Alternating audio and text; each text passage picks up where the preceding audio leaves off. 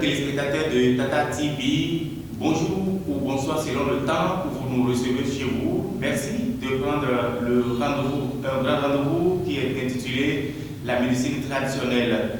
Il est important que nous parlons de cette médecine, surtout qu'elle vient compléter la médecine conventionnelle ou moderne selon les cas de soins apportés aux personnes. Mesdames, Messieurs, nous avons pour invité aujourd'hui José Dandi Simbia. Lui, il est le vice-président d'une association de la médecine. Nous allons le permettre de nous parler un peu de cette médecine et plusieurs pans sur la médecine traditionnelle. Monsieur José Dandi, bonjour. Et voilà, merci de faire votre entrée dans ce grand studio de Tata Télévision. Nous allons échanger ensemble sur plusieurs pans. Aujourd'hui, nous allons aborder plusieurs choses sur la médecine traditionnelle. Nous voudrons vous connaître encore à nouveau, surtout que plusieurs personnes ne sont pas habituées à vous sur cet écran. Bon, je m'appelle Simbia Dandi José. Je suis tradipraticien, vice-président de l'association des guérisseurs traditionnels Outamari. Merci à vous. Vous êtes le vice-président de l'association des guérisseurs traditionnels Outamari. Aujourd'hui, vous allez nous parler un peu du fonctionnement de votre bureau et des recherches sur lesquelles vous vous êtes donné pour quand même avoir de bons résultats en fin de mandat. Notre association, bien qu'elle soit très jeune, elle fait de son mieux. Parce que ça fait à peine un an que l'association a été créée. Alors, ceci fait à peine un an que l'association est créée. Elle est créée déjà avec plusieurs dents, puisque vous faites plusieurs activités déjà, et ces activités entrent dans le cadre de la sauvegarde, oui, des savoirs endogènes et surtout de la pérennisation de certains acquis. Autrement, les savoirs de nos ancêtres, vous faites bien de nous révéler cela. Vous avez déjà à votre actif plusieurs produits qui soignent déjà à plusieurs personnes qui souffrent de certaines maladies. Aujourd'hui, je voudrais revenir sur le fait que certaines maladies sont bien connues par plusieurs de vos pairs, mais d'autres maladies ne sont pas connues par certains éléments au sein de votre association. Comment faites-vous l'apanage de soigner ou d'aider ceux qui ne sont pas à mesure de guérir certaines maladies? Quelles sont les activités que vous menez ensemble pour aider ceux qui ne sont pas à même de soigner les maladies? Bon, nous sommes une trentaine de guérisseurs traditionnels qui se sont constitués en une association que je viens de vous présenter. Bon, chacun travaille dans sa spécificité. Bon. Et si quelqu'un recevait un malade et qui se trouve capable de traiter ça, la maladie dont il souffre, il fait appel à ses collègues. Si quelqu'un est en mesure de soulager le malade, il passe par lui et c'est comme ça que nous faisons le travail. Donc, il faut faire ce que tu peux pour le bien de tout ce grand groupe que vous constituez en association. Mais au-delà de cette association, chacun de vous a donc des compétences qu'il vient mettre à l'actif de cette grande association que je pense que vous voulez donc mettre, disons, sur orbite.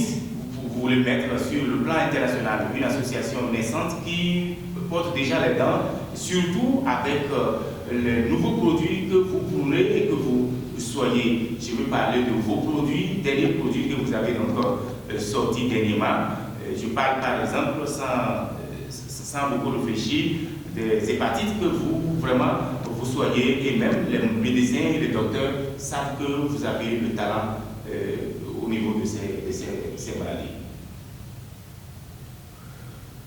Oui, justement, l'hépatite, je peux dire les hépatites, c'est j'ai l'hépatite. Et elle l'a traité. J'ai déjà fait preuve de ce savoir. J'ai traité beaucoup de personnes qui sont soulagées et d'autres me sollicitent pour le faire. Je ne suis pas le seul à le faire. Certains de mes collègues arrivent à le faire aussi, d'autres qui n'ont pas encore, d'autres qui ne connaissent pas encore dans ce domaine. Il y a certains qui sont conscients, qui me sollicitent, mais d'autres en sont orgueilleux. Ils ne veulent pas qu'on dise qu'ils ne connaissent pas. Et je regrette. Je regrette trop. Ça. Normalement, si on s'est retrouvé à une situation, c'est pour l'entraide. C'est pour échanger. C'est pour échanger des idées. C'est pour échanger des recettes pour pouvoir venir à bout de notre objectif. Normalement. Effectivement, vous êtes constitué en une association pour faire un travail commun, pour apprendre l'un de l'autre. C'est tout comme nous sommes dans ce studio. Il y a donc celui qui peut faire une activité, l'autre ne pourrait pas la faire, mais c'est de l'entraide. Au sein de votre association, je crois que c'est cela vous pourrez et je pense que ça va prendre avec le temps. Aujourd'hui, vous êtes ici pour quand même me parler de cette association, mais aussi il y a plusieurs maladies aujourd'hui qui hantent la population, à savoir les hépatites dont on venait donc de parler, une autre maladie, les hémorroïdes. Comment faites-vous pour soigner les hémorroïdes de façon pratique? Bon, alors, hémorroïdes, il y a deux sortes d'hémorroïdes. Il y a hémorroïdes internes et hémorroïdes externes. À base des écorces, la poudre, nous arrivons à soulager nos patients. Et de façon pratique. Et ça ne prend pas de temps. Ça ne coûte pas cher. Nous arrivons quand même à le faire. Et c'est beaucoup de malades peuvent témoigner. Surtout ceux que j'ai eu à rencontrer peuvent témoigner de leur satisfaction. Alors, vous avez le secret de ces maladies dont souffrent plusieurs jeunes aujourd'hui. Et il n'y a pas que ça seul. Il y a plusieurs autres maladies collées à cette mauvaise maladie. Je peux le dire de façon simple comme ça. Il y a également des épidémies. Vous voyez, il y a des épidémies comme l'épidémie du Covid-19 qui était sortie. Il y a également le virus Lassa qui avait parlé de lui. Il y a également actuellement une maladie infantile contagieuse dans la commune de Boukombé qui vient donc de faire son apparition. Il y a plusieurs autres maladies. Comment faites-vous pour savoir que telle maladie ou telle autre peut avoir telle proposition de soins pour arriver à guérir un malade? Vous avez donc un diagnostic que vous posez, ou du moins vous avez un secret que vous exploitez. Ce n'est pas facile de nous dire cela à l'antenne, mais nous voulons savoir un peu que faites-vous pour savoir, pour diagnostiquer un patient s'il arrive à venir auprès de votre maison. Bon, d'abord pour les épidémies, il suffit que les médecins modernes fassent leur analyse et dire au patient que tu souffres de telle maladie. Si nous revenons et nous expliquons que c'est telle maladie qui souffre, nous aussi on fait nos recherches et on fait aussi nos consultations. Si tu lui poses des questions, il va te dire comment ça a commencé et comment ça évolue.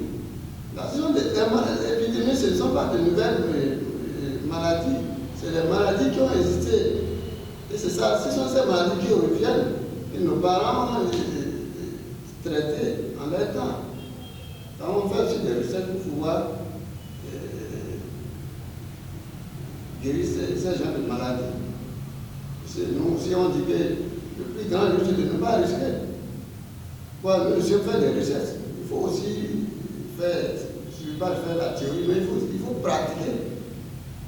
Voilà, quand on invente, on fait des essais.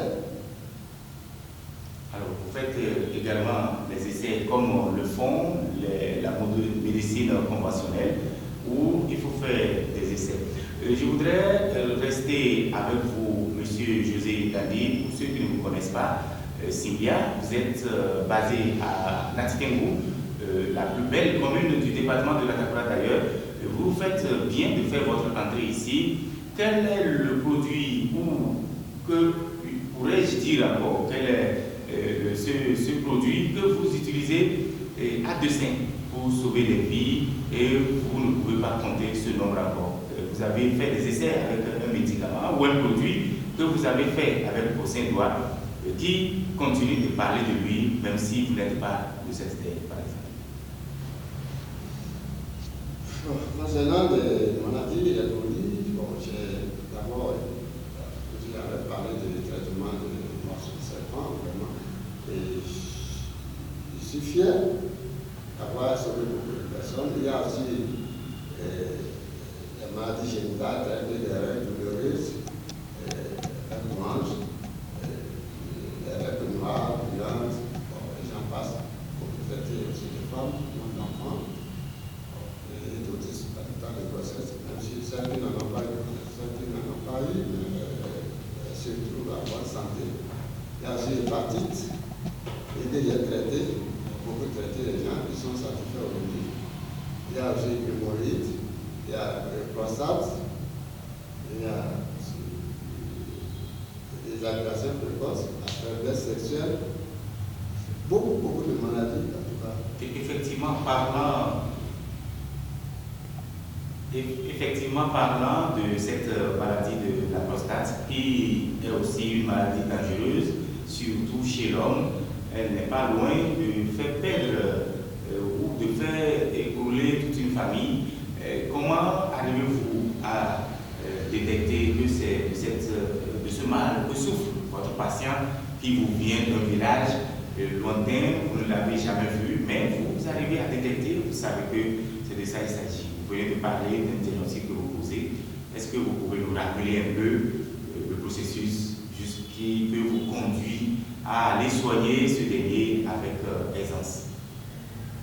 Pour le prostate, lorsque la personne urine trop, et surtout lorsque les premières urines sortent, ça fait 2 traits parallèles. Si tu constates que lorsque l'urine qui sort fait 2 chemins, comme on dit, savoir que c'est un début de prostate. Et tu dois uriner régulièrement. Chaque minute, tu dois uriner au moins 2 fois pour savoir que tu souffres de prostate. Déjà, si on remarque d'abord par le signe que vous venez de dire, c'est déjà un souci pour le patient, pour votre patient. Je voudrais également vous demander quelle est votre lutte au sein de votre association, surtout avec les dérives aujourd'hui de plusieurs jeunes qui s'adonnent à cette pratique. On voit les plus jeunes qui disent que moi je suis tradithérapeute, j'ai ceci, j'ai cela, si vous venez chez moi. Et ils prennent même des photos et ils postent sur Facebook, WhatsApp, mettent sur des statuts, quelqu'un en train de garder une calebasse dans un carrefour, et tout ça là, vous voyez, tout ça là, toutes ces dérives qui on peut croire, qui on ne peut pas croire. C'est un travail qui est avec vous. Je crois que vous faites bien là-dessus. Bon, vraiment, c'est désolant, hein, parce que les jeunes ont pris cette activité comme une activité génératrice de revenus. Or, cette activité n'est pas conseillée, n'est pas donnée aux jeunes. Parce qu'un jeune ne peut pas soigner une femme ou bien soigner un patient et pouvoir se taire. C'est ce qui est grave.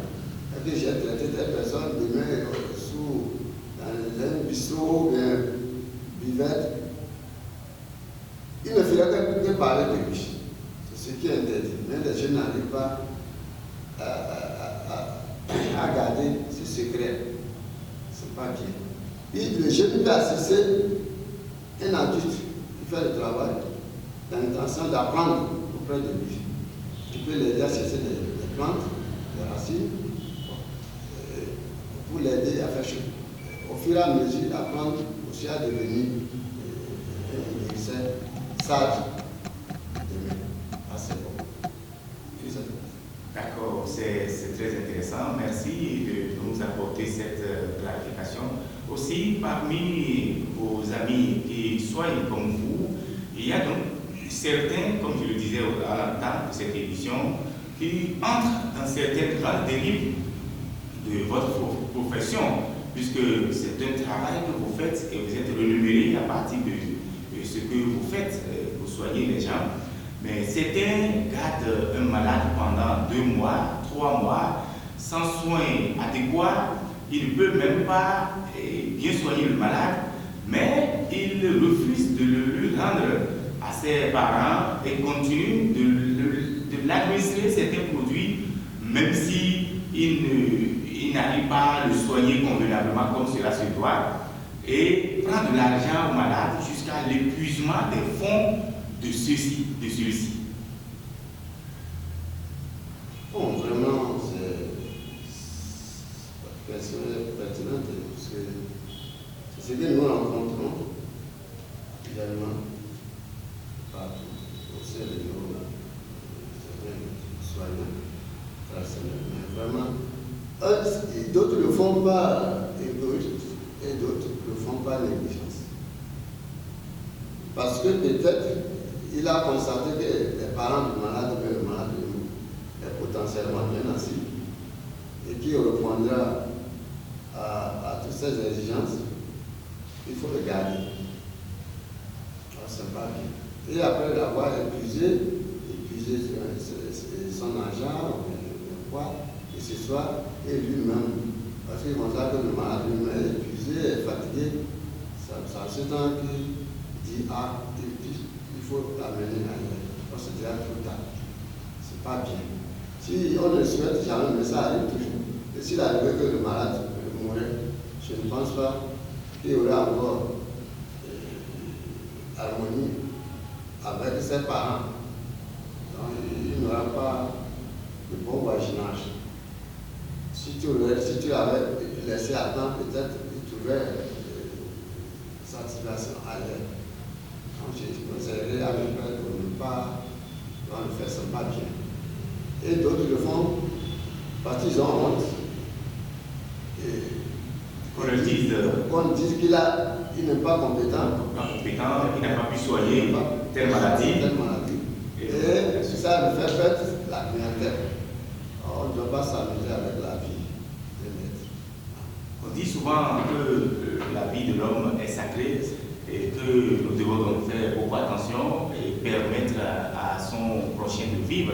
Et c'est ce que vous donnez. Vous donnez la vie au quotidien en donnant naissance à vos enfants, en donnant un bébé à une femme qui n'a jamais conçu. Vous avez fait plusieurs. Est-ce que vous pouvez me dire à peu près les femmes qui sont revenues après vous dire que j'ai conçu, j'ai fait un enfant. Est-ce que à peu près un nombre approximatif des femmes qui sont venues vers vous pour vous parler un peu de leurs enfants? Je ne peux pas les citer ici, mais c'est que beaucoup, un grand nombre de femmes sont venues. Même certains des maris sont venus. Moi, je connais certaines, j'ai vu avec un bébé, une jeune, qui est vraiment secrétaire. Ici à Paris, maintenant, on interrompt, même chez nous, on est un peu partout. La satisfaction, elle est grande. Quand on vous dit ça, vous vous sentez un peu à l'aise, puisque vous avez donné vie à un homme. C'est très important de savoir que vous faites une œuvre. Vous êtes donc des médecins traditionnels, vous êtes des sachants traditionnels, vous êtes des réservoirs de nos parents. Vous incarnez l'Afrique que nous avons tant aimée. Merci à vous. Alors, pour clore ce débat, je voudrais nous laisser un mot à l'endroit de tous les patients qui vous regardent en ce moment, surtout vos collègues, leur laisser un message de paix, d'harmonie, d'union et de fédération des énergies afin que votre association aille de l'avant. D'abord, je voudrais dire à toute la population qui me suit en ce moment que c'est pour une chance, parce qu'il y a le forum, la médecine traditionnelle qui est là, qui permet à tout le monde nous connaître et de connaître ce que nous faisons pour le bonheur de tous. Donc ils peuvent désormais venir nous poser leurs problèmes. Nous sommes prêts à les recevoir. Nous sommes ouverts à tout le monde. De ne pas avoir honte, de ne pas dépenser là où il n'y a pas à dépenser. Surtout, nous ne sommes pas nous de nous jeter les fleurs, mais là on tient de leur dire la vérité. Parce que la médecine aujourd'hui, nos jours, la médecine moderne reconnaît aujourd'hui les différences face à plusieurs maladies. Et ils nous sollicitent. Par exemple, à Basila, il y a trop de malades qui souffrent d'hépatite. Mais le médecin les a dit d'aller se faire traiter au village chez les gênants avant de venir pour les injections. Donc, ça, là, on ne peut pas dire que nous sommes en train de faire quelque chose inutilement. Ils n'ont qu'à savoir qu'il y a beaucoup de maladies. Par exemple, les règles douloureuses, nous, on a traité une fille d'un docteur, un grand docteur. Donc, s'il a manqué, il pouvait traiter sa fille. Ou bien ses collègues pouvaient la traiter. Ils n'ont pas pu. Beaucoup de femmes vont là-bas, ça ne marche pas. Et partir aussi, c'est comme ça. Et mourir, ça, les gens viennent. Les grandes personnes viennent, ne sont pas pour rien. Je veux dire à nos parents d'avoir confiance aux produits de nos parents et nos amis, nos ancêtres nous ont laissé. Quand on ne connaît pas où on va, on doit connaître tout on vient. Nous devons reculer pour mieux sauter. Côté collègue, je leur dis vraiment d'avoir la patience, de ne pas trop regarder l'argent, de ne pas maintenir les gens à cause de l'argent, ou bien pour le fait qu'ils ne veulent pas, on dit qu'ils sont défaillants. L'homme doit être quelque part défaillant, ça là c'est naturel. D'accepter la défaillance, de ne pas regarder la défaite, de ne pas considérer la défaite. Si tu es un malade, si tu vois que tes compétences sont épuisées, il vaut mieux lui dire, en temps normal, que mon frère vient ma soeur, mes limites, je suis à la limite de mes compétences. Si tu peux chercher ailleurs, il faut aller. Il ne faut pas le garder à cause de l'argent ou bien parce que tu veux te renommer et la suite sera néfaste. Alors, parlant de votre exhortation qui nous va droit au cœur, je voudrais dire merci, un sincère merci à M. José Dandi Simbia pour ce déplacement qui n'est pas inutile, un déplacement qui entre dans le cadre de la redynamisation de votre secteur, la médecine traditionnelle et surtout le peuple que vous incarnez, le peuple Otamari. Vous avez fait votre première sortie, une première rencontre qui a été un succès dans le septentrion. Je voudrais vous dire de laisser vos numéros de téléphone afin que les téléspectateurs puissent vous contacter. Le numéro WhatsApp qui est le 95 79 18 59. Et mon numéro d'appel c'est 96 52 94 93. Merci à vous, M. José Dandi. Votre numéro de téléphone où on peut vous joindre très rapidement, c'est le 96, je reprends pour vous, téléspectateurs, 52 94 93 pour être en direct avec lui. Ou si vous avez mon numéro, vous pouvez me contacter pour le joindre sur WhatsApp. Merci de nous avoir acceptés chez vous.